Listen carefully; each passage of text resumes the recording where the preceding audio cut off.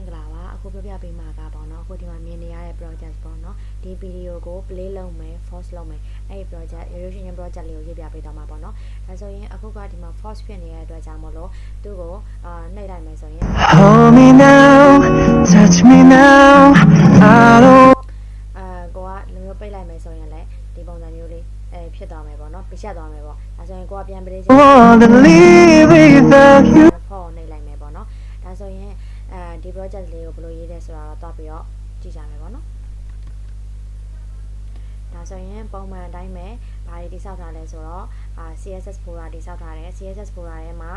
CSS file လေးတိစောက်ထားတယ်ပေါ့နော်ဒီမှာ HTML folder လေးထဲမှာလည်း HTML file လေးတိစောက်ထားတယ်ပေါ့နော် JavaScript folder ထဲမှာလည်း JavaScript file လေးတိစောက်ထားတယ်နောက်ပြီးကြတော့ဗီဒီယိုတစ်ခုကိုသုံးမှာဖြစ်တဲ့ကြောင့်မလို့ဗီဒီယိုတစ်ပုဒ်လေးဒီမှာထည့်ထားတယ်ပေါ့နော်ဒါဆိုရင်အခုက HTML မှာ structure သွားချမယ်ပေါ့နော်မချခင်အရင်ဆုံးခေါင်းစဉ်လေးပြီးမယ်ပေါ့နော်တိုက်တယ်က video place and pause ပေါ့နော် control ဆေးမယ်ဆေးပြီးတော့ကြာတော့ဒီ file လေးကိုတောင်းရအောင်ပေါ့နော်ဒီ file ကဒီ video လေး folder လေးထဲမှာရှိတယ်ပေါ့နော်ထဲကဒီ HTML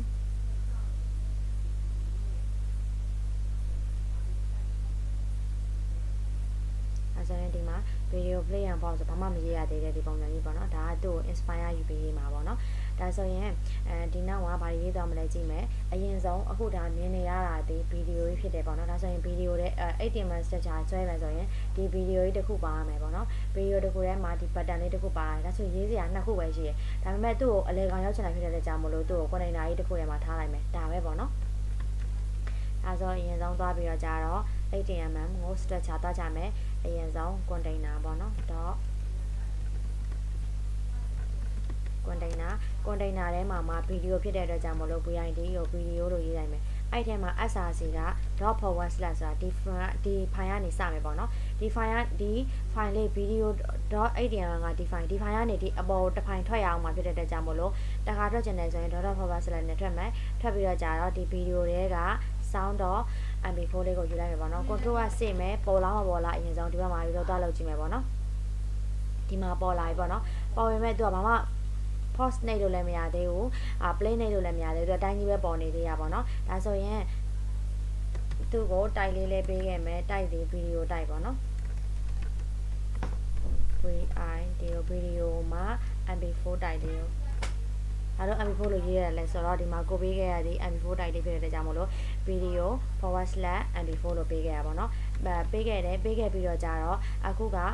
ဒီမှာ attribute လေးကိုသုံးရပေါ့နော် attribute တွေကအမျိုးမျိုးရှိရဲအတန်ပိတ်ချင်တယ်ဆိုရင် mute လို့လည်းသုံးလို့ရတယ်နောက်တစ်ခုကထက်ကလာချင်တယ်ဆိုရင် loop သုံးမယ်ပေါ့နော်နောက်တစ်ခုကဆက်စဖွင့်ခြင်းမှာတစ်ခါလေးလာချင်တယ်ဆိုရင် auto play ကိုသုံးရပေါ့နော်ဒီထဲမှာတော့ auto play မထည့်ထားတော့ဘူး mute လည်းမထည့်ထားတော့ဘူးလို့မှသုံးမယ်အရင်ဆုံးဒီအကောင်လုံးကိုမထည့်ထားသေးဘူးပေါ့နော်အဲဆိုဗီဒီယိုထဲမှာဒါလေးရှိမယ်ပေါ့နော်ရှိပြီးတော့ကြာတော့ဗီဒီယိုကို ID လေးတစ်ခုပေးခဲ့မယ်ပေါ့နော် ID က my video ဆိုပြီးတော့ပေးခဲ့မယ်ပေါ့နော် VID ကိုအဲဆိုရင် control စိတ်မယ်စိတ်ပြီးတော့ကြာဒီမှာရိုးတစ်ချက်သွားလုပ်မယ်ဒီမှာဘာမှမပေါ်သေးဘူးကိုပေးခဲ့ရတာလေးပဲပေးခဲ့သေးတယ်အခုက button လေးသွားလုပ်မယ်ပေါ့နော် button ထဲမှာတိုက်တင် button တိုက်ပဲပေါ့နော် video button တိုက်ပဲသူ့ကို ID အရင်ပေးမယ် ID ကကြတော့ btn ပေါ့နော် ID ကိုလည်း btn လို့ပေးမယ်နောက်တစ်ခုက class ကိုလည်း btn လို့ပေးလိုက်မယ်ပေါ့နော် btn လို့ပေးလိုက်မယ်ဒီထဲမှာအရင်ဆုံးဆက်ဆောက်ဟိုကဒီ file ကို run ခြင်းမှာဆက်ဆောက်ပေါ်မှာဒီ force လို့အရင်ပေါ်မှာဖြစ်တဲ့အတွက်ကြောင့်မို့လို့ force လို့ရေးလိုက်မယ်ပေါ့နော် control စိတ်မယ်စိတ်ပြီးတော့ဒီဘက်မှာရိုးရိုးချက်သွားလုပ်မယ်ဆိုရင်ဒီမှာ force ဆိုတဲ့ button လေးကဒီဘက်ကိုရောက်နေပြီပေါ့နော်ဒါပေမဲ့သူ့ကိုဒီဘက်ကိုမရောက်ချင်လို့ဒီ HTML မှာတစ်ခါလေးရေးခဲ့လေရတယ်ပေါ့နော်ဒီအောက်ပိုင်းကိုရောက်ချင်တယ်ဆိုရင်တစ်ခါလေးဒီထဲမှာ DI ဘူလေးနဲ့ရေးလို့ရတယ်ပေါ့နော်ဘာလို့ button ကအခုကဘာဖြစ်နေရလဲဆိုတော့သူကဒီ element တွေမှာနှစ်မျိုးပဲရှိတယ်ပေါ့နော် inline element ရှိတယ် block element ရှိတယ် button ဒီ inline element ဖြစ်နေတဲ့ကြောင့်မလို့ဘေးမှာပေါ်တာပေါ့နော်အဲဆိုသူ့ကို block element ဖြစ်သွားအောင် DI ဘူထဲမှာထည့်ရေးလိုက်မယ်ဆိုရင်သူဒီ block element ဖြစ်မှာပေါ့နော်control စိတ်မယ်စိတ်ပြီးတော့ဒီမှာလို့တစ်ချက်လုံးမယ်ဆိုရင်ဒီ force ဆိုတဲ့ဒီကောင်လေးကအောက်ကိုကျသွားတယ်ဒီ HTML ထဲမှာလည်းတွားပြင်လို့ရတယ် HTML ထဲမှာမပြင်ချင်ဘူးဆိုရင်ဒီမှာတွားပြင်လို့ရတယ်ဆိုတော့ဒီCSS မှာရောက်မှ display တွေ block ပေးတာတွေအဲ့လိုမျိုးလည်းပြင်လို့ရတယ်ပေါ့နော်ဒါဆိုဒီမှာတော့တစ်ခါလေးပဲပြင်ခဲ့လိုက်မယ်ပေါ့နော် ဒါဆိုရင်အခုက CSS style နဲ့တော့ပြင်မှာဖြစ်တဲ့အတွက်ကြောင့်မလို့ style ကတော့အများကြီးပြင်စရာမရှိဘူး။ဘာလေးတည်းရှိရဲဆိုတော့ဒီ play ဆိုတဲ့ဒီ pattern လေးကိုနှိပ်လိုက်မယ်ဆိုရင်သူကစာသားလေးကအနက်ရောင်ပြောင်းသွားတယ်ပေါ့နော် play ဆိုတဲ့စာသားလေးကအနက်ရောင်ပြောင်းသွားတယ် background color လေးကကြတော့ဒီအဖြူရောင်ဘက်လိုမျိုးအဲ့လိုမျိုးလေးပြောင်းသွားတယ်ပေါ့နော်အဲ့ဒါလေးရေးစရာလိုမယ်နောက်တစ်ခုကကြာဒီခလက်ကောင်သွားချတာကိုပဲရေးကြလို့မှာပေါ့နော် CSS ကတော့ဒါဆိုတော့ CSS ကိုသွားပြီးတော့မရေးခင် link လေးသွားချိန်မယ်ပေါ့နော် external file မှာ CSS ရေးမှာဖြစ်တဲ့ကြောင့်မလို့ link သွားချိန်မယ် .forward/ ဒီ video.html ကနေစမယ်စပြီးတော့ကြာတော့ .forward/ နဲ့တစ်ဖိုင်ထွက်မယ်တစ်ဖိုင်ထွက်ပြီးတော့ကြာတော့အခုက CSS ချိန်မှာဖြစ်တဲ့ကြောင့်မလို့ CSS folder ထဲကနေ video.css ကိုယူလိုက်မယ်ပေါ့နော်ဒါဆိုရင်ကိုချိန်ခဲ့တဲ့ link ဒီအဆင်ပြေလားမပြေလားဆိုတာကိုဒီထဲမှာဒီ pattern လေးကိုပေါ့နော်အရောင်လေးတော့ပေးကြည့်မယ် pattern ကို background background color လေးပေးမယ်ပေါ့နော် background color ကို wrap ပေးမယ် control ဆေးမယ်ဒီဘက်မှာ reload တစ်ချက်မလုပ်သေးဘူးပေါ့နော်အရင်ဆုံးကဒီမှာရှိနေတဲ့ရောင်လေးဒီရောင်လေးအခု reload တစ်ချက်လုပ်လိုက်မယ်ဆိုရင်သူကအနေရောင်လေးဖြစ်သွားပြီပေါ့နော်ဒါဆိုရင်ကို CSS ချိန်တာအောင်မြင်တယ်ပေါ့ဒါဆိုရင်ဒါလေးကိုအရင်ဖြတ်လိုက်မယ်ဖြတ်ပြီးတော့ကြာတော့ Java script တစ်ခါလေးချိန်ခဲ့မယ်ပေါ့နော်ဒီအောက်ကနေချိန်မယ်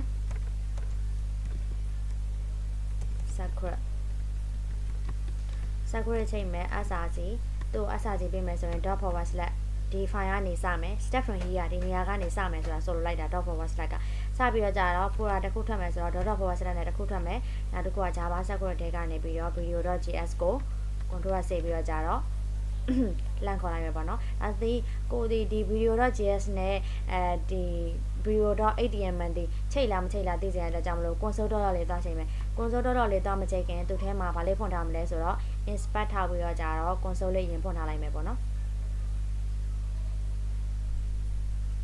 console လေးရင်ဖွင့်ထားလိုက်မယ်ဒါဆိုရင်ထဲမှာရေးမယ်ပေါ့နော် console.log ထဲမှာ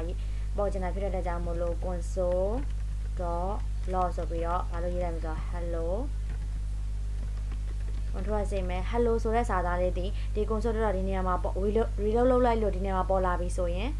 ကိုချိန်ခဲ့တဲ့ Java script file ကအဆင်ပြေပေါ့နော် reload တစ်ချက်လုပ်လိုက်မယ်ဒါဆိုရင် hello ဆိုတဲ့ဒီကောင်လေးပေါ်လာပြီပေါ့နော်ဒါဆိုတော့ Java script လည်းချိန်တာအောင်မြင်တယ်ပေါ့နော်ဒါပေမဲ့အခုက CSS ရေးမှာဖြစ်တဲ့အတွက်ကြောင့်မို့လို့ဒီ console.log လေးကိုပိတ်ထားလိုက်မယ်ပေါ့နော်ခဏဒီထဲက console.log လေးကိုလည်းဖြတ်ထားလိုက်မယ်ပေါ့နော်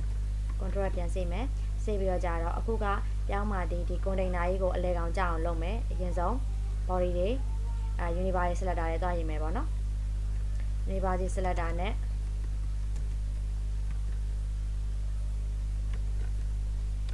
အောက်ဆိုင်စီကို border ဘောက်လို့ပေးထားလိုက်မယ်ပေါ့နော် body ထဲမှာအလဲကောင်ရောက်ချင်တာဖြစ်တဲ့ကြောင့်မို့လို့ height ကို 100.8 လို့ပေးမယ်ပေါ့နော် display ကို flat control ဆေးမယ် display flat ဆိုရင်ဘယ်လိုပုံစံဖြစ်သွားလဲတွက်ကြည့်မယ်ဒီလိုတစ်ချက်လုပ်မယ်နောက်ပြီးကြတော့ justify content center ရေးမယ်ပေါ့နော်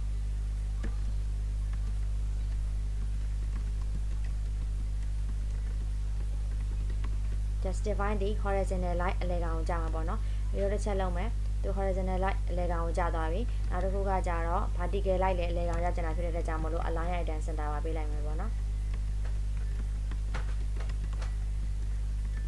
control ဆေးမယ်ဆေးပြီးတော့ကြာတော့ဒီဘက်မှာဒီလိုတစ်ချက်လုပ်မယ်ပေါ့နော်အဲဆိုရင်အလဲကောင် line လည်းပါကြသွားပြီလဲဆိုတော့ဒီခလက်ကောင်ကြာသွားပြီပေါ့နော်အဲဆိုရင် body ပြီးပြီ body ရေးပြီးဆိုတော့တစ်ဆင့်ချင်းသွားမယ် body ပြီးတော့ဘာလာလဲဆိုတော့ container လာတယ်container ကတော့ထွေထွေရေးစရာမရှိဘူးပေါ့နော်ဒီကောင်ကြီးကိုခလက်ကောင်ကြအောင်လုပ်ချင်တယ်လုပ်လို့ရတယ်မလုပ်ချင်တဲ့တွေကဘေးမှာပဲထားရင်လည်းရတယ်ပေါ့နော်ဒါဆိုရင် container ကိုမရေးဘဲနဲ့ skip လိုက်လည်းရတယ်ဒါဆိုရင် video ကလည်းရေးစရာတော့မရှိဘူးပေါ့နော်ဒါဆိုရင်ဘယ်မှာသွားဘာသွားရေးမလဲဆိုတော့ဒီ PDN လေးကိုသွားပြီးတော့ကြာတော့ပြင်ရမယ်ပေါ့နော်တော့ PDN လေးကိုပြင်မှာကဘာပြင်မှာလဲဆိုတော့သူ့ဝက်လေးနည်းနည်းများလေးပေးလိုက်မယ်ဝက်ကို200 pixel လောက်ပေးမယ် control လေးစိတ်မယ်စိတ်ပြီးတော့ကြာတော့ဒီဘက်မှာဒီလိုတော့လုပ်ကြည့်မယ်ပေါ့နော်200ဆိုတော့အဆင်ပြေတယ်နောက်ကြဒီဘေးက border တွေမလို့ချင်ဘူး border ကို none လို့ထားလိုက်မယ်ပေါ့နော် control စိတ်မယ်စိတ်ပြီးတော့ကြာဒီဘက်မှာဒီလိုတစ်ချက်တော့လုပ်ကြည့်မယ်အဲဆိုရင်ဒီမှာ border မရှိတော့ဘူး border မရှိတော့တဲ့ကြောင့်မို့လို့သူ့ကိုဗာလေးပြောင်းလဲဆိုတော့အရောင်လေးရင်သွားပြောင်းမယ် background color ကိုအနက်ရောင်လေးသွားပြောင်းမယ်ပေါ့နော်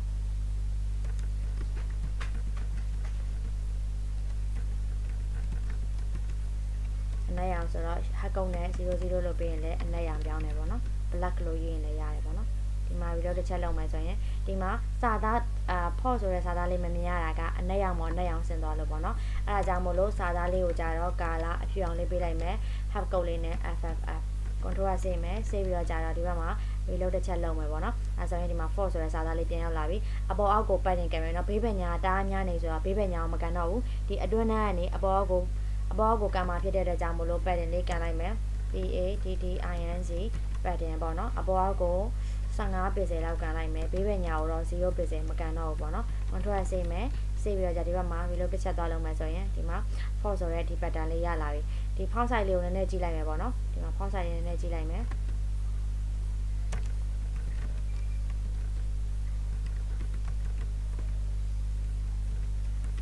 control ဆေးမယ်ဆေးပြီးတော့じゃတော့ဒီဘက်မှာ reload တစ်ချက်လုပ်မယ်ဆိုရင်ဒီမှာ font size လေးလည်းကြည့်လာပြီပေါ့နော်ဒါပေမဲ့ဒီမှာကသူ့ဘောကိုဟိုပါလုပ်လိုက်မယ်ဆိုရင်အရောင်လေးပြောင်းသွားတယ်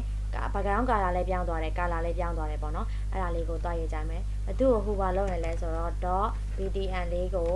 HOV ရဟိုပါလုပ်မယ်ဆိုရင် background color ကလည်းချိန်သွားတယ်ပေါ့နော် background color ကအကုတ်လေးနဲ့ F1 လို့ရေးလိုက်မယ်ပေါ့နော်ကိုကြိုက်တဲ့ color ပေးလို့ရတယ်ပေါ့နော် color ကတော့အကုတ်လေးနဲ့000လို့ပေးလိုက်မယ် control ဆေးမယ်ဆေးပြီးတော့じゃဒီဘက်မှာ reload တစ်ချက်သွားလုပ်ကြည့်မယ်ပေါ့နော်အဲဆိုရင်သူ့ဘောဟိုပါမထောက်သေးဘူးစာသားကလည်းအဖြူရောင်ပေါ့နော် background color ကလည်းအနက်ရောင်ဖြစ်နေတယ်သူ့ကိုဟိုပါသွားထောက်ကြည့်မယ်သွားထောက်ကြည့်မယ်ဆိုရင်နောက်ခံ background လေးကဒီအရောင်လေးလည်းပြောင်းသွားတယ်စာသားလေးက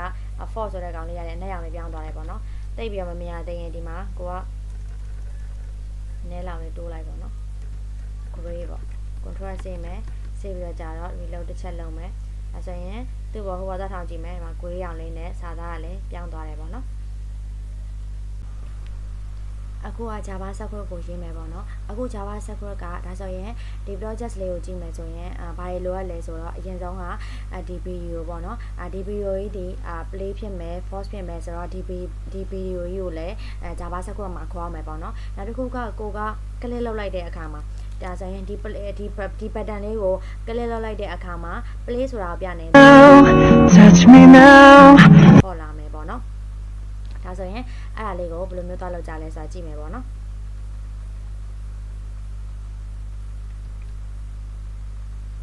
ပြန်ဆောင် JS ထဲမှာကိုကဘာတွေယူရမလဲဆိုတော့ video ဒီ my video ဆိုတဲ့ element လေးကိုယူရမယ်ပေါ့နော် JS ထဲမှာ that's my video ဒါဆိုရင်အခုကိုယူမှာဒီဘာကိုယူမှာလဲဆိုတော့ဒီ element ကြီးတစ်ခုလုံးကိုယူမှာဘာနည်းနဲ့ယူမှာလဲဆိုတော့ဒီ my video ဆိုတဲ့ဒီ ID နည်းဖြင့်ယူမှာပေါ့နော်ဒါကြောင့်မို့လို့ဒီထဲမှာရေးမယ် document လို့ဘာလို့ရေးရလဲဆိုတော့အခုကရေးနေတာဒီ Java script file ဒါပေမဲ့ကိုလိုချင်တာဒီ HTML file တွေက element တွေကိုလိုချင်တာဖြစ်တဲ့ကြောင့်မို့လို့ document တွေကနေပြီးတော့ get ရယူမယ်ပေါ့နော် element တစ်ခုကိုရယူမယ်ဘာနည်းအားဖြင့်လဲဆိုတော့ ID နည်းအားဖြင့်ရယူမယ်ဆိုပြီးတော့ရေးမယ်ပေါ့နော် ID နည်းအားဖြင့်ဘာကိုရယူမှာလဲဆိုတော့ဒီ my video ဆိုတဲ့ဒီကောင်လေးကိုရလို့မယ်အဲဆိုကိုကရယူပြီးသွားပြီရယူပြီးသွားပြီဆိုတော့ဘာထွက်လာလဲဆိုတော့ကိုသိချင်တယ်ဖြစ်တဲ့ကြောင့်မို့လို့ inspect လေးထောက်ကြည့်မယ်ပေါ့နော်ဒီထဲမှာ right click ခေါက်မယ်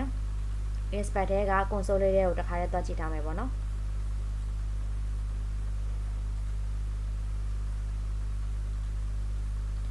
console လေးကိုဒီမှာတစ်ခါတည်းတွက်ကြည့်မယ်ဘာမှမပေါ်သေးဘူးဟိုဟာဖြစ်တဲ့ကြောင့်မလို့အရင်ဆုံး console.log လေးနဲ့ထုတ်ကြည့်မယ်ဘယ်သူ့ကိုထုတ်ကြည့်မှာလဲဆိုတော့ get my video ထုတ်ကြည့်မှာပေါ့နော်အဲဆိုရင်ဘာပေါ်လာမလဲပေါ့ control ဆေးမယ်ဆေးပြီးတော့ကြာတော့ဒီလိုတစ်ချက်လုပ်မယ်ဒီ console.log တွေကိုတွားပြီးတော့ထုတ်ပြရတဲ့အကြောင်းရင်းပေါ့နော်ကိုဒီHTML တဲကဘယ် element လေးကိုခေါ်လိုက်တာလဲဆိုတာသိအောင်လို့ပေါ့နော်ဒါဆိုရင်အခုဒီကိုခေါ်လိုက်တာဒီ my video ဆိုတဲ့ ID လေးနဲ့ဒီ element ကြီးတစ်ခုလုံးရလာတယ်ပေါ့နော်ဒါဆိုရင်အခုဘာကိုထုတ်လိုက်တာလဲဆိုတော့ဒီ get my video လေးကိုထုတ်လိုက်တာနဲ့ဒီ element ကြီးတစ်ခုလုံးပြလာတယ်ပေါ့နော်ဒီ HTML မှာရေးထားတဲ့ element ကြီးတစ်ခုလုံးဒီမှာ video ဒီမှာ src ပေါ့နော် src ကလည်းကိုရေးခဲ့တယ်လို့ပဲ ./video တွေက sound.mp4 လေးကိုယူထားတယ်နောက်ပြီးကြ type ဒီ video မှာ mp4 type ပေါ့နော် id နည်းအားဖြင့်ယူထားတယ်ဒါကြောင့်လို့ id ဒီ my video ပေါ့နော် auto play ရှိမယ် auto play ဒီ standalone attribute တွေ loop တွေရှိမယ်ပေါ့နော်အဲဆိုရင်ပြောချင်တဲ့အဓိပ္ပာယ်က အခုဒီ HTML တဲကနေပြီးတော့ကြတော့element တွေတစ်ခုကိုဘာနည်းဖြင့်ရယူလဲဆိုတော့ ID နည်းဖြင့်ရယူလဲဆိုတော့ဒီကောင်လေးဒီ HTML တဲကနေတစ်ခုနှုတ်လိုက်ပြီပေါ့ video ဆိုတဲ့ဒီကောင်လေးကိုရယူလိုက်ပြီပေါ့အဲ့ထဲမှာကိုပြင်စရာရှိရပြင်မယ်ပြင်စရာမလိုဘူးဆိုရင်လည်းထားခဲ့မယ်ပေါ့နော်ဒါပေမဲ့အခုကဒီ Java script ထဲကိုခေါ်လိုက်တယ်ဆိုမှကတော့သူတစ်ခုခုလုပ်စရာရှိလို့ခေါ်လိုက်တာပေါ့နော်အဲဆိုရင် video ဒီလဲ force ဖြစ်မယ် play ဖြစ်မယ်ဆိုတာလုပ်စရာရှိတယ်အဲ့လိုပဲအောက်က button လေးဒီလဲသူ့ကို click လိုက်တဲ့အခါမှာ play ဖြစ်သွားမယ် force ဖြစ်သွားမယ်ဆိုတော့ဘာလေးရှိရဆိုတော့အဲ့ action လေးတွေရှိရပေါ့နော်အဲအကြောင်းမလို့ဒီ video လေးကိုခေါ်လိုက်တာပေါ့နော်အဲဆိုရင်ဒီရှေ့မှာရေးထားတဲ့ဒီကောင်လေးကိုနားလည်မယ်တင်တယ် document လို့ရေးထားတဲ့အကြောင်းရင်းဒီ HTML ဒီ document type ဖြစ်တယ်အဲကြောင့်မို့ document တွေကနေပြီးတော့ရယူမယ် element တစ်ခုကိုရယူမယ်ဒီမှာ element မှာအစမပါတဲ့အတွက်ကြောင့်မလို့ element တစ်ခုကိုရယူမယ် by အားဖြင့် id my bio ဆိုတဲ့ဒီ id နီးအားဖြင့် id လေးနဲ့ဒီ element တစ်ခုလုံးကိုရယူမယ်ဆိုပြီးပြောလိုက်တာဒါဆိုရင်ဒီ console.log လေးဒီမလို့ပေါ့နော်ကိုဒီဒီ HTML တဲကနေပြီးတော့ဘာကိုထုတ်လိုက်လဲဆိုတာသိချင်လို့ console.log လေးကိုထုတ်ကြည့်တာကိုကတကယ်လို့သိနေရဆိုရင်တော့ထုတ်ကြည့်စရာမလိုပေါ့နော်အခုရယူမှာဒီဗီဒီယိုရယူပြီးမှဖြစ်တဲ့အတွက်ကြောင့်မို့လို့ button လေးကိုရယူမယ်ပေါ့နော် button ကိုဒီမှာ button မှာ ID နည်းနဲ့လည်းရှိတယ်ဒီမှာ class name နဲ့လည်းရှိတယ်ကိုကြိုက်တာနဲ့ထုတ်လို့ရတယ်ဒါပေမဲ့ ID ရှိတဲ့အတွက်ကြောင့်မို့လို့ ID နဲ့ပဲထုတ်မယ်ပေါ့နော်အဲဆို ID နဲ့ရင်ထုတ်ပြမယ်ပေါ့နော်တို့ဒီဘယ်လိုလုပ်လို့လဲဆိုတော့ကြည့်မယ် ID နဲ့သွားထုတ်ရမယ် get pdm ပေါ့နော် pdm ကိုရယူမယ် document get element by ID pdm နည်းဖြင့်ရယူမယ်control စိတ်မယ်စိတ်ပြီးတော့သူ့ကိုလည်း console.log ထားယူမယ် get pdm control စိတ်မယ်စိတ်ပြီးတော့ကြာတော့ဒီဘက်မှာသွားပြီးတော့ reload တစ်ချက်လုပ်ကြည့်မယ်ဒီမှာ pdm ဆိုတဲ့ဒီကောင်လေးပေါ်လာဒီအပေါ်က console.log မထုတ်တာဒီမှာ comment ပိတ်ခဲ့တဲ့အတွက်ကြောင့်မလို့သူဒီထွက်မှာမဟုတ်တော့ဘူးရပြီပေါ့နော်အဲဆိုရင် pdm အားဖြင့် id နည်းအားဖြင့်ဘာလေးကိုရယူလဲလဲဆိုတော့ဒီ element လေးကိုရယူလိုက်တယ်ပေါ့နော်ဒီ button element လေးကိုရယူလိုက်တယ်ပေါ့နော်ဒါမှမဟုတ်သူ့ကိုလိုမျိုးလုပ်လိုက်ပဲဆိုရင်ဒီဘက်မှာပေါ်နေရပေါ့နော်ဒီမှာကြည့်လိုက်နှစ်ခုစလုံးကိုစုံကြည့်လိုက်မယ်ဆိုရင်သူ့ကိုလိုမျိုးမြားလေးလုပ်လိုက်တာနဲ့ဒီဘက်မှာလည်း button ဆိုတဲ့ဒီကောင်လေးပေါ်နေတာပေါ့နော်အဲဆိုရင်အခုပြောချင်တာဒီ document ဒီ HTML document တွေကနေပြီးတော့ဒီ button လေးကိုဘာနဲ့ရယူလိုက်တယ်ဆိုတော့သူ့မှာပေးထားတဲ့ ID နေရာပြင်ရယူလိုက်တယ်ဒါ ID နေရာပြင်ယူတာတစ်ခုပေါ့နော်အဲဆိုရင်အခုဘာနဲ့ယူကြည့်မလဲဆိုတော့ class နဲ့ယူကြည့်မယ် class နဲ့ယူကြည့်မှာဆိုတော့ lab ပေါ့နော် get pdm ကိုယူမယ်ပေါ့နော် get pdm ကိုယူမယ်ဘာနဲ့ရပြင်ယူမယ် class name အပြင်ယူမယ်ပေါ့နော်ဒီမှာ ID လဲပေးထားတယ် class လဲပေးထားတယ်ကိုကြိုက်တာနဲ့ယူလို့ရတယ်လို့ပြောရတဲ့အတွက်ကြောင့်မလို့ ID နည်းနဲ့ယူကြည့်ပြီးသွားပြီအခုက class name နဲ့ယူမယ်ပေါ့နော် document.get element by class name အပြင်ယူမယ် pdm နဲ့ class name ရတယ်အဲဆို control ဆင့်မယ်သူဘယ်လိုထွက်လာမလဲကြည့်မယ်ပေါ့နော်နောက်ကြတော့ဒီမှာနှစ်ခုကွာခြားချက်ကရှိတယ်ဒီမှာ document ကနေပြီးတော့ HTML document ကနေပြီးတော့ get ရယူမယ် element ဒီ element ဘာလဲဆို as ပါတယ်ဒါကြောင့်မို့လို့ဒီမှာတော့က element ကိုရယူတယ် element တစ်ခုတည်းပဲ as မပါဘူးဒီမှာ as ပါဖြစ်တဲ့ကြောင့်သူဒီဘယ်လိုမျိုးဖြစ်သွားအောင်လဲဆိုတော့တစ်ချက်သွားကြည့်မယ် control စိတ်မယ်စိတ်ပြီးတော့ကြာဒီဘက်မှာ reload တစ်ချက်လုပ်မယ်ဒီမှာ HTML collection ဆိုပြီးတော့ဒီမှာထွက်လာတယ်ပေါ့နော်ဒီမှာHTML collection လေးနဲ့ထွက်လာတယ်။ဘာလို့လဲဆိုတော့ဒီမှာဒင်းမှာလည်းဘာဖြစ်လာလဲဆိုတော့ element သူက element အများကိုယူမှာ gas ရယူမယ် element အများကိုယူမယ် by class name အားဖြင့်ယူမယ် bdn ဆိုတဲ့ class name အားဖြင့်ယူမယ်ဆိုတော့ကိုယ့်ရဲ့မှာကိုရှိနေတဲ့ bdn ဒီမှာ index number က0သူကတစ်ခုတော့ရှိတယ်တစ်ခုတည်းပဲရှိတာဟုတ်တယ်ဒီမှာပေါ့နော် len က1ဆိုတော့သူကတစ်ခုတည်းပဲရှိတယ်တစ်ခုတည်းပဲရှိရမယ်သူကဘာနဲ့လာလဲဆိုတော့ HTML collection ဆိုတဲ့ဒီပေါ့နော် array ပုံစံလေးနဲ့ပေါ့ဒီမှာ index တွေရောပါတယ်ပေါ့နော်ဒါဆိုရင်သူကိုလိုချင်တာဒီဘာလို့လိုချင်တာဆိုတော့ဒီ button လေးတစ်ခုပဲလိုချင်တာဒီမှာ button ID ဒီလဲ button ပေးထားတယ်ဒီရှေ့မှာဟက်ကုတ်လေးရေးထားတာဒီ ID ဆိုတဲ့အဓိပ္ပာယ်ပေါ့နော် ID ဒီလဲ button ပေါ့နော်နောက်တစ်ခုက dollar လေးပေးထားတဲ့ class ဒီလဲ button ပေးထားတဲ့ဒီ button လေးဒီ0ပေါ့နော်ဆိုရင်ကိုလိုချင်တာဒီ HTML collection တစ်ခုလုံးကိုလိုချင်တာမဟုတ်ခုနကတော့လိုပဲဗာလေးလိုချင်တာဆို element တစ်ခုတည်းကိုလိုချင်တာဖြစ်တဲ့ကြောင့်မို့လို့သူဒီမှာတစ်ခါတည်းပေးပြီးသားဒီမှာသူ့ရဲ့မှာ index number ဒီ0အကြောင်းမို့လို့ array တွေခေါ်သလိုပဲသူ့ကိုလိုချင်တယ်ဆိုရင်သူ့ index number ကလည်း0ဖြစ်တဲ့ကြောင့်ဒီနောက်မှာဗာလေးထည့်ပေးရမလဲဆိုတော့ index number 0လေးထည့်ပေးလိုက်မယ်ဆိုရင်ကိုလိုချင်တဲ့ element တစ်ခုရရမလားမရဘူးလားဆိုတော့ control လေးစိတ်မယ်စိတ်ပြီးတော့ကြာဒီဘက်မှာ reload တစ်ချက်သွားလုပ်ကြည့်မယ်ပေါ့နော်ဒါဆိုရင်ခုနကတော့ကလိုပဲ ID နဲ့ခေါ် class name နဲ့ခေါ်ရတယ်ပေါ့နော်ဒါပေမဲ့ class name နဲ့ခေါ်တာကတခုပို့ရှုပ်သွားတာကဒီနောက်မှာတေချာဘာလေးထည့်ပေးရမလဲဆိုတော့ array name နဲ့0 number လေးထည့်ပေးရမယ်ပေါ့နော်ဘာလို့ထည့်ပေးရလဲဆိုတော့ဆွမ်းနာကပြခဲ့တယ်လို့ပဲဒီ0လေးမထည့်ပေးဘူးဆိုရင် class name နဲ့ဒီမှာ elements ဆို as bar ရတဲ့ကြောင့်သူဒီဘာနဲ့လာလဲဆိုတော့ html collection နဲ့လာတယ်html collection နဲ့လာတယ်အဲ့ collection တွေကနေပြီးတော့ကိုကလိုချင်တာဒီ element တစ်ခုတည်းပါဆိုလို့ကိုဒီ index number လေးနဲ့သူဒီပြထားတာကိုက index number ကိုဒီမှာ reload တစ်ချက်ပြန်လုပ်ကြည့်မယ်ဒီမှာပြထားတာကကိုလိုချင်တဲ့ဒီ button လေးဒီမှာ index number 0ရှိတယ်လမ်းအနေနဲ့ကြည့်ရင်လည်းတစ်ခုတည်းလမ်းက1ဖြစ်နေတယ်ဆိုရင် index number ဒီ0ပေါ့နော်အဲဆိုရင်လမ်းက2ဖြစ်နေမယ်ဆိုရင် index number ဒီ01ပေါ့အဲဒါကြောင့်မလို့အဲ့ဒီအတိတ်ပဲအတိုင်းပဲကိုဒီလိုချင်တာဒီ element တစ်ခုတည်းကိုပဲလုံးလုံးလားလားလိုချင်တာဖြစ်တဲ့အတွက်ကြောင့်မလို့ဒီနောက်မှာဗာလေးထည့်ပေးရမလဲဆိုတော့ဒီနောက်မှာ index number index လေးနဲ့ down ခွန်းလေးနဲ့0ဆိုပြီးတော့ထည့်ပေးရမယ်ဒါဆိုရင်အဲ့လိုမျိုးခေါ်ရင်လည်းရတယ်ဒီလိုမျိုး element by id နဲ့ခေါ်လဲရတယ်ပေါ့နော်တကယ်လို့ကိုကလွယ်လွယ်လေးပဲခေါ်ချင်တယ်ဆိုရင်တော့ဒီ id နဲ့ပဲခေါ်ပါနော်ဘာလို့လဲဆိုတော့ကိုကနှစ်ခုစလုံးvalue တန်ဖိုးပေးထားပြီးပြီလေဒီရှိမှာ id လည်းပေးထားတယ် class လည်းပေးထားတယ်ဒါကြောင့်မို့လို့ဒီအလွယ်ကူရိုးရှင်းတဲ့ id နည်းနဲ့ပဲခေါ်မယ်နောက်တစ်ခုရှိသေးတယ်နောက်တစ်ခုနဲ့ခေါ်လို့ရသေးတယ်ဘာလဲဆိုတော့နောက်တစ်ခုယူမယ်ပေါ့နော် get pdn လေးကိုရယူမယ်ဒီမှာတော့ကသူကတည်ပြီးသားဒီမှာ by name နဲ့ကျင်ညာပြီးသားဒါဒီ by id အပြင်ခေါ်မယ်ဆိုတော့သူရှိမှာမထည့်ကြမလို့ pdn ကိုခလန့်ခေါ်လိုက်ရုံပဲဒါပေမဲ့အခုကကြာဘာနဲ့ခေါ်မလဲဆိုတော့ query selector လေးနဲ့ခေါ်မယ် query selector ရဲ့မှာအဓိပ္ပာယ်ကသူက first element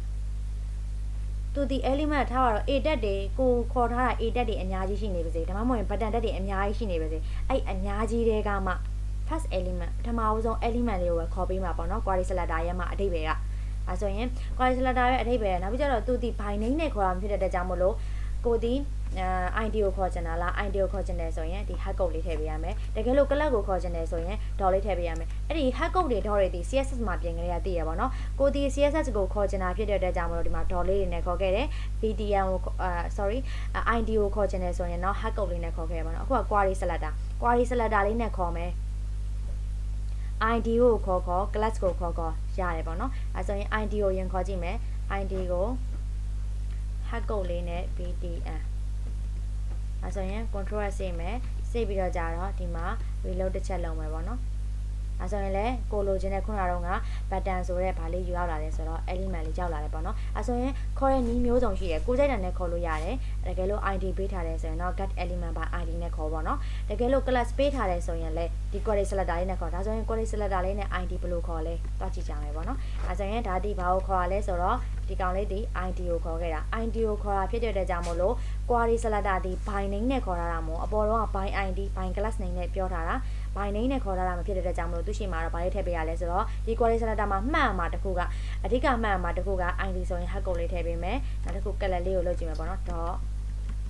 get pdn အပေါ်အကောင့်တွေဒီ comment ပိတ်ခဲ့တာဖြစ်တဲ့အတွက်ကြောင့်မို့လို့သူဒီ browser မှာတော့အလုံးမလုပ်တော့ဘူးပေါ့နော်ဒါကြောင့်မို့လို့ get pdn document.query selector query selector နဲ့ဘာကိုခေါ်မလဲဆိုတော့ဒီတစ်ခါဒီမှာ dpdn drpdn ပဲဒါဆိုတကယ်လို့ကိုကနားမလည်ဘူးလို့ထင်တယ်ဆိုရင်ဒီနေ့လေးမှာတစ်ခုခုပြောင်းကြည့်မယ်ပေါ့နော်ထားပါတော့ pdn 1ပေါ့ pdn 1လို့ပြောင်းကြည့်မယ်ဒါဆို class ကိုခေါ်မှာ class ကိုခေါ်မှာဖြစ်တဲ့အတွက်ကြောင့်မလို့ဒါလေးကို control c လေးနဲ့ copy ယူလိုက်မယ်ယူပြီးတော့ကြာတော့ class ကိုခေါ်မှာဒီ dot လေးနဲ့ခေါ်မှာဖြစ်တဲ့ကြောင့်မလို့ dot ဘာလို့ dot လေးထည့်ပေးရဆိုတဲ့အဓိပ္ပာယ်ကရှေ့မှာ by name မပါဘူးအရင်ရှေ့ get element by id တော့ by id နည်းဖြင့်ယူမယ်လို့ပါတယ် class name ကိုခေါ်တော့ကလည်း by class name လို့ပါတယ် query selector မှာကြာမပါဘူးမပါတော့ကြာတော့ကိုဒီဒါဒီ class name မှာဆိုပြီးသူသိအောင်လို့ထည့်ပေးရတယ်ပေါ့နော် query selector မှာဒါဆိုရင်ဒါလေးကို pdn 1လေးကိုယူလိုက်ရပါတော့ control စိတ်မယ်ဆိုရင်သူဘာလေးထွက်လာမလဲကြည့်မယ်ရိုးတစ်ချက်လုံးမယ်အတူတူပဲပေါ့နော်ဒီ button element လေးပဲထွက်လာဒါဆိုရင်ကိုကဘာနည်းနဲ့ခေါ်အဓိကကဘာဖြစ်ဖို့လဲဆိုတော့အကုန်လုံးသိထားဖို့ပေါ့နော်ဒါလေးကိုပြောတာကတကယ်လို့ id တွေပေးထားတယ်id တွေပေးထားတယ်ဆိုရင်တော့ gas element by id နဲ့ခေါ်တာကတော့အကောင်းဆုံးပေါ့ရှင်းတယ်ပေါ့နော်ဒီ class name ကကြတော့ဒီနောက်က index တွေထည့်ရသေးတယ်ပေါ့နော်တကယ်လို့ query selector နဲ့ခေါ်ရင်လည်းရှင်းတယ်သူကဘာလဲဆိုတော့သူ့ရဲ့မှာ query selector မှာအဓိကလိုအပ်ချက်က id ဆိုရင် hack code လေးထည့်မယ် class ဆိုရင် dot လေးထည့်မယ်ပေါ့နော်ကိုစိတ်တာနဲ့ခေါ်လို့ရတယ်ဒါဆိုရင်ဘယ်လိုခေါ်ရမလဲဆိုတာသိပြီ HTML က HTML က element တွေကိုပေါ့နော် JavaScript ထဲမှာဘယ်လိုခေါ်ရမလဲဆိုတာသိပြီပေါ့နော်အဓိကအဲ့ဒီဥစ္စာကိုဒီ JavaScript မှာကိုက user ကို action ဖြစ်မဲ့ဟာတွေကိုရေးချင်တယ်ဆိုရင်အဲ့လိုမျိုးခေါ်ဒီလိုမျိုး HTML က element တွေကိုခေါ်ဖို့ရဒီနည်းလမ်းတွေအရေးကြီးတယ်ပေါ့နော်ဒါတွေမသိဘဲနဲ့ဒီနောက်ထပ်ရှေ့ဆက်လို့မရဘူးပေါ့နော်ဒါကြောင့်မို့လို့ဒါလေးကိုဒီစာလေးပြောရပါပေါ့နော်အဲဆိုရင်အခုကဘာလုပ်မလဲဆိုတော့ဒီမှာဒီဗီဒီယိုလေးရင်သွားကြည့်ကြမယ်သူ့ကို play လုပ်လိုက်မယ်ဆိုရင်ဒီမှာ I don't want to live without you. Nothing's gonna change my love for you. You all I know by now how much I love you. One thing you can. ဒီမှာဒါဆိုရင် force လုပ်လိုက်မယ်ပေါ့ဒါဆိုရင်သူ့ကို click ပြီးမှရတာမ click ဖက်နဲ့သူသူက auto ပြီးတော့မဖြစ်လာဘူးပေါ့ဒါဆိုရင်သူ့ကို Hold me now, touch me now. သူ့ကို follow လိုက်မယ်ဆိုရင်အတန်ထွက်တော့ပေါ့နော်အဲဆိုရင်အဲ့ဒီဥစ္စာလေးကိုကျွန်တော်သွားကြည့်ရမယ်ကလစ်ရမှာဖြစ်တဲ့အတွက်ကြောင့်မလို့ဘသူ့ကိုကလစ်မှာလဲကလစ်တာဒီမှာဒါလေးဒီပါလဲဘတ်တန်ပေါ့နော်ဘတ်တန်ကိုကလစ်တာဖြစ်တဲ့အတွက်ကြောင့်မလို့ဒီဘတ်တန်လေးကိုတော့ခေါ်မယ် gap pattern ကို add event listener add event listener ကလစ်လိုက်မယ်ဆိုရင်ဘတ်တန်ကိုကလစ်လိုက်မယ်ဆိုရင် function ပေါ့နော် callback function ထဲမှာဘာတွေဖြစ်လာမလဲရေးမယ်အဲ့ဒါဆိုရင် gap pattern ကိုကလစ်လိုက်မယ်ဆိုရင်ဒီကလစ်လိုက်မယ်ဆိုရင်အဓိကဘာလေးတော့ကိုကဘာသွားဆက်ရအောင်မလဲဆိုတော့ sorry ပေါ့နော်ဒီမှာကြည့်လိုက်ဒီကောင်လေးမှာဒီ for လေးကမပြောင်းတော့တာဒီရှိမှာဘာလုပ်ပြခဲ့ရဆိုတော့ pdn လေးကိုပေးခဲ့လို့ပေါ့နော် control ဆင်းမယ်ဆေးပြီးတော့じゃဒီမှာပြီးတော့တစ်ချက်ခဏသွားလို့လာအောင်မယ် pdn ကရာကြီးကိုပြန်ရသွားပြီပေါ့နော်ခုနက pdn 1လို့ပြောင်းလိုက်လို့ဒီကောင်လေးဒီပြောင်းသွားဒါဆိုရင်ရမယ်အခုက condition လေးသွားစစ်မယ်ဘာလို့ condition set ဖို့လိုတာလဲအဲဆိုရင်သူက play တာနဲ့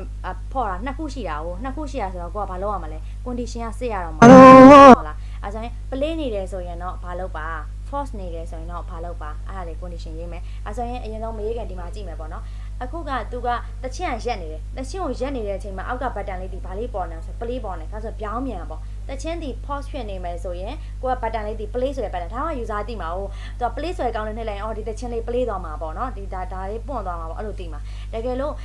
user ကဒါ pause လို့ရေးခဲ့မယ်ဆိုရင်သူက pause ကိုသွားနေရင်သူကရက်မြဲတိုင်းရက်နေမှာပေါ့အဲ့ကြောင့်မို့လို့အဲ့ဒီ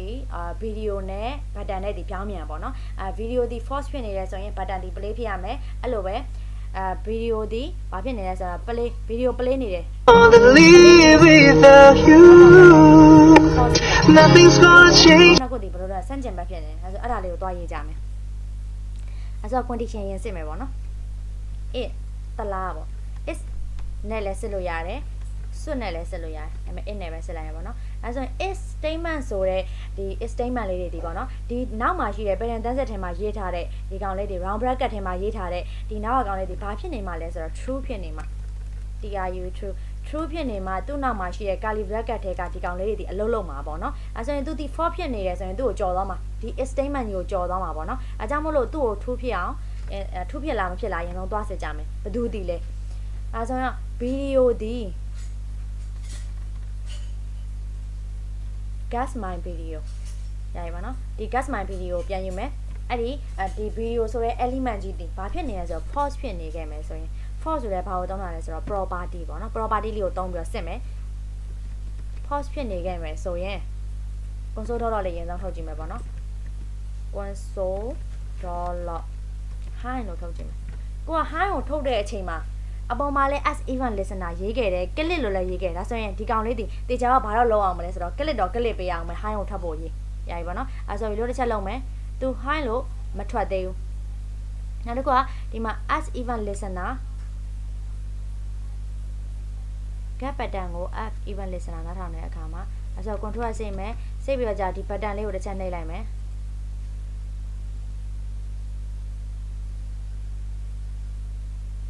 gas pdn ကို as event listener နားထောင်တဲ့အခါမှာ sorry ဘာလို့မရရလဲဆိုတော့ဒီမှာ pdn 1လေ pdn 1ဒီမှာရှိလားမရှိတော့ဘူးလေအားကြောင့်မလို့သူ့အရင်တော့ဒါလေးတော့ပြန်သွားယူအောင်ပဲပေါ့နော်ဒါဒီပြောပြတာအများကြီးနဲ့ချော်သွားတာပေါ့နော်ဒါဆိုရင် control စိတ်မယ်စိတ်ပြီးတော့ကြာဒီဘက်မှာ reload တစ်ချက်လုံးမယ် နောက်တစ်ချက်လောက်လို့ဆိုရင်အဲ့ဒါမရှိတော့ဘူးပေါ့နော်ဒါဆိုရင်သူဒီ as event listener ဒီ BDN ဆိုတဲ့ဒီကောင်လေးကို click as event listener click လိုက်မယ်ဆိုမှ console တော့လေးဒီ click လိုက်လဲ click လိုက်ရမယ်ပထမတစ်ချက်ဒီ click ရမယ် click ပြီးတော့じゃဒီ gas my video ဒီ force ဖြစ်နေမှာအခု force ဖြစ်နေတာဒီ project မှာသွားချင်းအခု force ဖြစ်နေတယ်သူ play နေရမှာအဲ့ဆိုတော့သူ့ကိုဘာလို့ရရတော့မလဲဆိုတော့ click လိုက်ရင်သူ high လို့ထွက်မလားကြည့်မယ်အဲ့ဆို high လို့ထွက်လာတယ်ပေါ့နော်နှစ်ချက်ကလေးနှစ်ခါထွက်တယ်သုံးချက်ကလေးသုံးခါထွက်တယ်ကိုကလေးတစ်လောက်ထွက်တယ်ဒါဆိုဘာဖြစ်နေတဲ့အတွက်ကြောင့်သူ force ဖြစ်နေလို့ဒါဒီ condition မှန်တယ်ပေါ့ထူးဖြစ်နေတယ်ပေါ့သူ force ဖြစ်နေ high ဆိုတာထွက်မှာပဲညာပြီပေါ့နော်အဲ့ဆိုရင် force ဖြစ်နေတယ်ဆိုရင်ဘာတွေပြောင်းလဲသွားမလဲဗီဒီယိုကဒါ force ဖြစ်နေတယ်ဆိုရင်ဒီကောင်လေး button လေးဒီ play ဖြစ်ရမှာလို့ဆောင်းတာပြောတယ်သူတို့ဒီပြောင်းမြန်ပေါ့ force ဖြစ်နေတယ်ဆိုရင်ဘယ်သူဒီကောင်လေးဒီ button လေးဒီပေါ့နော် get video get button ရဲ့မှာစာသားပေါ့စာသားကိုရေးနည်းဘယ်နှနည်းရှိလဲ3နည်းရှိတယ်ဘာရှိလဲ task content ရှိတယ် task content ရှိတယ်ရင်တော့ task content လေးနဲ့ရေးကြည့်မယ်ပေါ့နော် task content force ဖြစ်နေရင်သူဆို play ဆိုတဲ့စာသားလေးပြမယ်ပေါ့နော် control ဆေးမယ်ဆေးပြီးတော့ကြာတော့ဒီမှာ reload တစ်ချက်လုံးမယ်သူဒီ force ဖြစ်နေတာဖြစ်တဲ့အတွက်ကြောင့်မို့လို့ဒီမှာ force ဖြစ်နေဖြစ်တဲ့ကြောင့်မလို့သူ့ကိုနှိပ်လိုက်ရင်ဘာဖြစ်သွားလဲဆိုတော့ play ဆိုတဲ့ဒီကောင်လေးဖြစ်သွားမယ်ပေါ့နော်အဲဆိုရင်ရမယ်ဒါဆိုရင် play ဖြစ်သွားမယ်အဲ့နှိပ်လိုက်ပြီဆိုရင်လဲဗီဒီယိုကြီးက pause ဖြစ်နေတယ်နောက်ကြတော့စာသားကလည်း play ဖြစ်သွားရမယ်နောက်တစ်ခုက gap ဗီဒီယိုကြီးကလည်းဘာဖြစ်လာမလဲဆိုတော့ play လာရမယ်ပေါ့နော်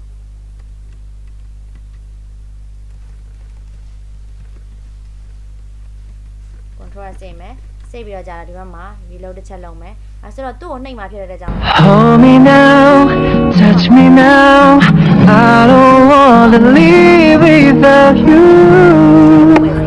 Nothing's gonna change my အဲ့တော့ reload တစ်ချက်လေးပြန်လောက်ထားလိုက်မယ်ပြန်တော့အရင်ဆုံးဓမ္မတစ်ချက်ဒီပေါ်မှာပြီးခဲ့တာဒီ BDN ကိုခောက်ခဲ့မယ်ဆိုရင် BDN ကိုခောက်လိုက်မယ် BDN ကိုခောက်လိုက်မယ်ခောက်လိုက်လို့အဲ့ video ကြီးဒီ force ဖြစ်နေတယ်ဆိုရင်တော့ video ဒီ force ဆိုတာက video ဒီရက်နေရင်စာသားဒီ play အဲ့ဒီပြောင်းမှန်ဖြစ်ရမှာပေါ့နော်အဲ့ကြစာသားဒီ play လေးဖြစ်မယ်နောက်တစ်ခုက video ကြီးဒီလည်း play လာမယ်ရရင်နော်တကယ်လို့အဲ့လိုမဟုတ်ဘူးဆိုရင်ရောင်းမြန်ပြန်မှာတကယ်အဲ့လိုမဟုတ်ဘူးဆိုရင်သူကရက်မနေခဲ့ဘူးဆိုရင်ပြောချင်တာဒီမှာကရက်နေခဲ့တယ်ဆိုတဲ့အဓိပ္ပာယ်ဒါဆိုတော့ ဆိုတဲ့အဓိပ္ပာယ်ကရက်မနေခဲ့ဘူးဆိုရင် BDN အဲ့ဒီ BDN ကြီးရဲ့မှာဒီခါတက်ကွန်တန်းနဲ့မရေးတော့ဘူးအတူတူပဲဖြစ်တဲ့ကြောင့်မလို့ inner text လေးနဲ့ရေးလိုက်မယ်ပေါ့နော် inner text ဒီဒါနော်သူကဒီ video ကြီးဒီ play နေတယ်ဆိုရင်သူ့ရဲ့မှာစာသားဒီ force ဖြစ်ရမယ်ပေါ့နော်ပြောင်းမြန်လို့ပြောခဲ့ရပေါ့နော် PA USC force ရင်ဆုံးသွားကြည့်မယ်နောက်ကဟာမထည့်သေး control ဆေးမယ်ဆေးပြီးတော့ကြာဒီမှာ reload တစ်ချက်လုံးမယ်သူ့ကို Hold me now, touch me now. I don't want to leave without you. Nothing's gonna change my life. ဒါဆိုရင်ဒါလေးကိုရမယ်ရပြီးတော့ကြာတော့ဒီ BDN က force ဖြစ်သွားတယ်နောက်တစ်ခုက gas my video ကလည်း force ဖြစ်မယ်ပေါ့နော် PAU IC control ဆေးမယ်ဆေးပြီးတော့ကြာဒီဘက်မှာ reload တစ်ချက်လုံးဒါဆိုရင်အရင်ဆုံးစမ်းကြည့်မယ်ပေါ့နော်အရင်ဆုံးဒီဘက်ကကိုရေးထားတဲ့ project ကိုမဆိုင်ခင်အရင် project ကိုသွားစမ်းမယ်ဒီမှာ video ဒီဘာဖြစ်နေလဲဆိုတော့ pause ဖြစ်နေတယ်အဲ့တော့ဒီ button ကြီးဒီ play ဖြစ်နေတယ်အဲ့ဒါစမ်းကျင်ဘက်အဲ့ဒါမှ user အသိမှာ哦ဒီဟာ play လိုက်ပါဆို play လိုက်မယ် Change my love for you. You all I know by now how much love. ဆွေနေပြောင်းမြန်ပေါ့အဲ့လိုမျိုးပြောင်းမြန်ရေးရတယ်အဲဆိုတော့အခုကိုယ့်ရဲ့ project ကိုသွားပြီးတော့စမ်းကြည့်ကြမယ် Hold me now, touch me now.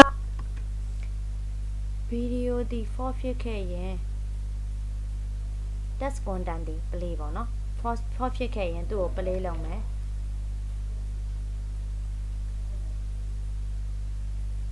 အဲ့တကူကဒီလိုတစ်ချက်လုပ်မယ် Hold me now, touch me now. နေအောင်ဒါကအဲ့ဒါနဲ့တက်နေတယ်ခဏလေးပါနော်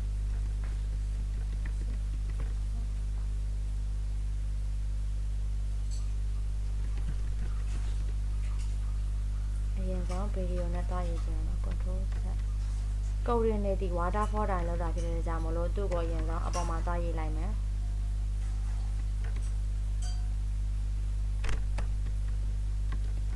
control ဆေးမယ်ဆေးပြီးတော့ကြာဒီမှာ video တစ်ချက်လုံးမယ်ပေါ့နော် Hold me now, touch me. ရက်နေရင် play ဖြစ်တယ်ဒီမှာရက်နေရင် for ဖြစ်တယ်ဆိုတော့နမနေသေးရပေါ့နော်ဒါဆိုရင် guess my video ဒီ for ဖြစ်တယ်ဆိုရင်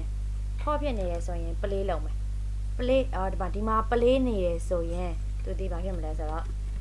false ဖြစ်မယ်ပေါ့နော်အဲ့လိုပဲဒီမှာ for ဖြစ်နေတယ်ဆိုရင်ဒီမှာ play ဖြစ်မယ်ပေါ့နော် control စိတ်မယ်စိတ်ပြီးတော့ကြာဒီမှာ video တစ်ချက်သွားလုပ်ကြည့်မယ် Hold me now, touch me now. I don't wanna live without you. ဒီမှာ video ဒီ for ဖြစ်နေတဲ့ pattern တွေသူတို့နှစ်ယောက်ဒီစန့်ကျင်မဲ့ဖြစ်တဲ့ကြောင့်မလို့ဒါနှစ်ခုဒီစန့်ကျင်မဲ့ဖြစ်နေမှာမှန်ပါပေါ့နော်စန့်ကျင်မဲ့ဖြစ်နေမှလည်း user သဘောပေါက်မှာပေါ့အဲဆိုရင် audio တချင်းကရက်နေတာပေါ့ငါ Nothing's much. အဲ့အောင်မှာကိုကအတန်မကြားချင်ဘူးမကြားချင်ဘူးဆိုတော့ဒီမှာ stand on attribute ဘာလေးရှိလဲဆိုတော့ mute ဆိုတဲ့ကောင်လေးရှိတယ်ပေါ့နော် control စိတ်မယ်ဒီလိုတစ်ချက်သွားလုံးမယ် play လုပ်လိုက်မယ်ကိုဘလောက်ပုံပေါ်အတန် mute သွားပြီပေါ့နော်မကြားအဲဆိုရင် mute ကိုမထည့်ဘူးနောက်တစ်ခုက loop ဆိုတဲ့အဓိပ္ပာယ်ကဘာလဲဆိုတော့ဒီ loop ကိုအရင်ဆုံးဖြုတ်ထားကြည့်လိုက်မယ် loop ကိုဖြုတ်ထားကြည့်မယ်ဆိုရင် control စိတ်မယ်စိတ်ပြီးတော့တချင်းတစ်ပုတ်လုံးကိုအရင်ဆုံးသွားနားထောင်ကြည့်မယ်ပေါ့နော် Hold me now, touch me now. I don't wanna live without you. Nothing's gonna change my love for you. You're all I know by now, how much I love you. One thing you can be sure of, never ask for more than your love. အခု loop မထည့်တာရဲမှာအဓိပ္ပာယ်ကဘာလဲဆိုတော့သူဒီ loop မထည့်ရဖြစ်တဲ့ကြောင့်မလို့ loop ဆိုတာကဘာလို့တာတော့ looping ပတ်တယ်လို့မျိုးထက်ကပြန်လာနေတာ loop ကိုဖြတ်လိုက်တာဖြစ်တဲ့အတွက်ကြောင့်မလို့သူဒီဘာဖြစ်သွားလဲဆိုတော့ဆက်မလာတော့ video က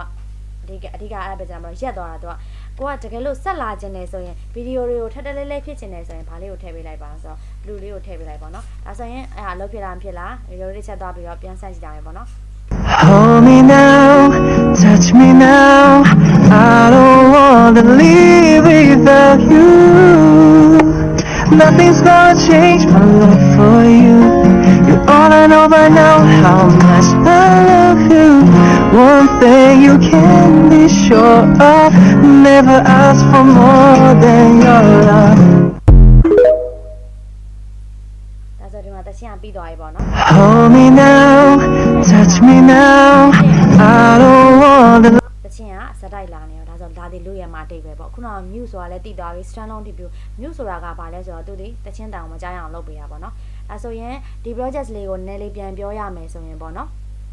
ကိုဒီကောင်လေးကို at event listener လည်းရေးချင်လားမေးချင်မှုဆိုတော့တမျိုးရေးလို့ရတယ်လေအရင်ရှေ့မှာပြောခဲ့တယ် guest pdm မှာ java script မှာရေးချင်တယ်ဆိုရင်တော့ as event listener click နဲ့ရေးမယ်ဒါပေမဲ့လို့ html မှာရေးချင်တယ်ဆိုရင်တော့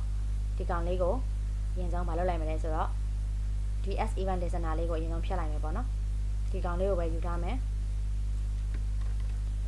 ဒီ as event listener ဒီဘယ်မှာရေးရင်လဲဆိုတော့ java script မှာရေးရင်ဒါ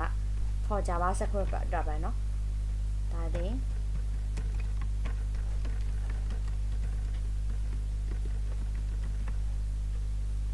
အဲ့လိုပဲ HTML မှာကိုကသွားရေးချင်တယ်သူ့ကိုလည်း click လုပ်ချင်တယ်ဖြစ်တဲ့အတွက်ကြောင့် VDN ကို click လုပ်ချင်တာဖြစ်တဲ့အတွက်ကြောင့်မလို့ Java script မှာသွားရေးချင်တယ်ဆိုရင်တော့ one click ဆိုတဲ့ function လေးနဲ့သွားရေးရပါမယ်ဒါပေမဲ့ကိုက function တစ်ခုကိုမတိစောက်ခဲ့ရသေးဘူးအဲကြောင့်ဒီဘက်မှာဘာလေးတိစောက်မလဲဆိုတော့ function လေးတိစောက်လိုက်မယ်ပေါ့နော် function ထားပါတော့ my fun ပေါ့ရေးလိုက်မယ်ရေးပြီးတော့ခုနကတော့ငါကို condition စစ်ခဲ့တဲ့ if statement လေးနဲ့ condition စစ်ခဲ့တာလေးကိုရေးလိုက်မယ်ပေါ့နော်နောက်တစ်ခုကfunction တွေဒီဘာလို့ ကလဲပြန်ခေါ်သုံးရတာဖြစ်တဲ့အတွက်ကြောင့်မို့လို့ click နှိမ်းမှာသူ့ကိုအသက်ဝေစင်နေတာဖြစ်တဲ့အတွက်ကြောင့်မို့လို့ဒီမှာ on click လို့ရေးထားခဲ့တယ် on click ထဲမှာ function လေးထည့်ပေးလိုက်မယ်ပေါ့နော် control စိတ်မယ်ဒါဆိုရင်ဒီကောင်လေးအလုပ်လုပ်မလားလုံးမလုပ်လားဒီရင်ဆုံး Java script လေးကိုတော့သွားစိတ်ကြည့်အောင်ပေါ့နော်ဒီမှာအပြောက်လေးပေါ်နေမစိတ်ရသေးလို့ control လေးစိတ်မယ်စိတ်ပြီးတော့ကြာတော့ဒီဘက်မှာရိုးတစ်ချက်လုံးမလဲရိုးတစ်ချက်လုံးလဲကို Hold me now,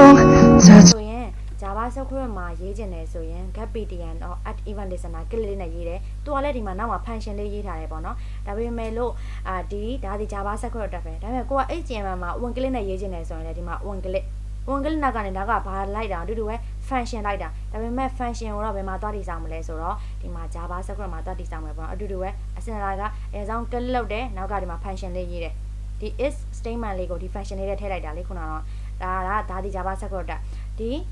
HTML မှာလည်းအဲ့လိုပဲအရင်ဆုံး click လုပ်တယ်နောက်မှာ function လေးရေးတယ်ဒါပေမဲ့ function ကိုတော့ဒီ Java script ထဲမှာလိုမျိုးလေးရေးတာအဲ့နှစ်ခုပဲကြွတာပေါ့နော်ကိုဒီကြိုက်တဲ့နည်းနဲ့သုံးလို့ရတယ်ရပြီပေါ့နော်အဲဆိုရင်ဒီတစ်ခုဆောနာကဒီတစ်ခုလေးလဲသွားတာလေးကိုပြန်ပြောမယ်ပေါ့နော်ဒီတစ်ခုလေးလဲသွားတာကဘယ်လိုလဲဆိုတော့တကယ်လို့ကိုယ့်ရဲ့မှာဗီဒီယိုဒီမှာ play ဆိုတဲ့ဒီကောင်လေးမတ်တက်လေးနဲ့သုံးလိုက်တယ်ပေါ့နော်ဒီ play ခဲ့မယ်ဆိုရင်ဒီမှာပြရတဲ့အတိုင်းပဲဗီဒီယိုဒီ play နေမယ်ဆိုရင် Me now, I don't want အဲ့လိုပဲဒီဗီဒီယိုဒီ force ဖြစ်နေမယ်ဆိုရင်ကိုယ့်ရဲ့မှာဒီ inner တက်လေးဒီမဘာဖြစ်နေလဲဆိုတော့ play ပြန်နေတာအဲဆိုရင်ဘယ်ဟာကိုကြည့်ပြီးရမလဲဆိုတော့ဒီနှစ်ခုလေးကိုကြည့်ပြီးရမယ်ကိုယ့်ရဲ့ဗီဒီယိုဒီ play နေရင်သူ့ရဲ့မှာထဲက button တွေကစာသည် for အဲ့လိုပဲကိုယ့်ရဲ့မှာဗီဒီယိုဒီ for ဖြစ်နေရဲဆိုရင် button တွေကစာသည် play ပေါ့နော်ဒါဆိုရင်ဒီ project လေးကဒီလောက်ပဲပေါ့နော်အားလုံးကိုကြည့်ပြီးလို့ကျေးဇူးတင်ပါတယ်ရှင့်